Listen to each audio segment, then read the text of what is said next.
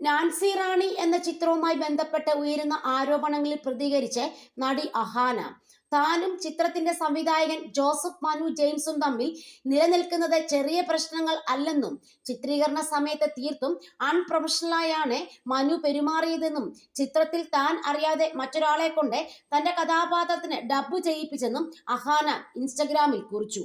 തന്റെ ഭർത്താവും അഹാനയും തമ്മിൽ ചെറിയ പ്രശ്നങ്ങൾ ഉണ്ടെന്നും അതെല്ലാം നടന്നിട്ട് 3 വർഷം കഴിഞ്ഞെന്നും മാനുഷിക പരിഗണന വെച്ച് ചിത്രത്തിന്റെ പ്രൊമോഷന് നടി അഹാന വരേണ്ടതായിരുന്നുവെന്നും നേരത്തെ സംവിധായകന്റെ ഭാര്യ നൈന അഭിമുഖത്തിൽ പറഞ്ഞിരുന്നു.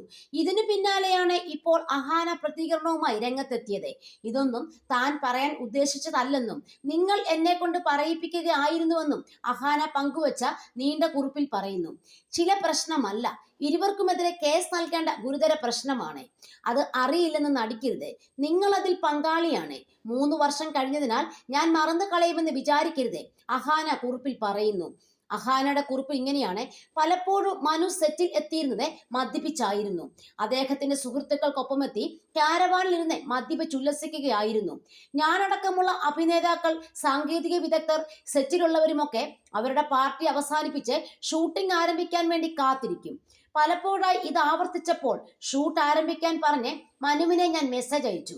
ഇതിന്റെയൊക്കെ തെളിവുകൾ എന്റെ പക്കലുണ്ട്. സെറ്റിലൊന്നും ഷെഡ്യൂൾ പ്രകാരം അല്ലായിരുന്നു നടന്നിരുന്നത്. അവർക്ക് എപ്പോഴാണോ തോന്നുന്നത് അപ്പോൾ ആരംഭിക്കും. നിർത്താൻ തോന്നുമ്പോൾ അവർ നിർത്തും എന്നതായിരുന്നു രീതി. ഒരുപാട് ദിവസം നീണ്ടു നിൽക്കുന്ന ഷൂട്ടായിരുന്നു അത്. 2020 ഫെബ്രുവരി മുതൽ 2021 ഡിസംബർ വരെയായിരുന്നു തീരുമാനിച്ചിരുന്നത്. ഷൂട്ട് എപ്പോൾ തീരും എന്നതിനെ കുറിച്ച് മനുവിന് തന്നെ ഒരു വ്യക്തത ഉണ്ടായിരുന്നില്ല. പ്രൊഫഷണലായിട്ടായിരുന്നില്ല കാര്യങ്ങൾ നടന്നിരുന്നത്. എല്ലായ്പ്പോഴും കുഴപ്പം നിറഞ്ഞതായിരുന്നു ചിത്രീകരണം. എന്താണ് നടക്കുന്നതെന്ന് അസിസ്റ്റന്റ് ഡയറക്ടർക്ക് അറിയില്ല. കോസ്റ്റ്യൂം മിസ്സാകുന്നു. ഡയറക്ടറുടെയും സംഘത്തിന്റെയും ഇടയിലെ ആവശ്യമില്ലാതെ ഗോസിപ്പുകൾ. യാതൊരു വ്യക്തതയുമില്ലാതെ അഭിനേതാക്കളും സാങ്കേതിക വിദഗ്ധരും വന്ന് കാത്തിരിക്കേണ്ട അവസ്ഥ. പണത്തിനോ സമയത്തിനോ മറ്റെന്തിനും വിലയിൽ കൽപ്പിക്കാത്ത ഡയറക്ടർ.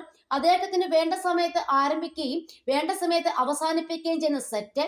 ഇതൊക്കെയാണ് സിനിമയുടെ പിന്നിൽ നടന്ന കാര്യം.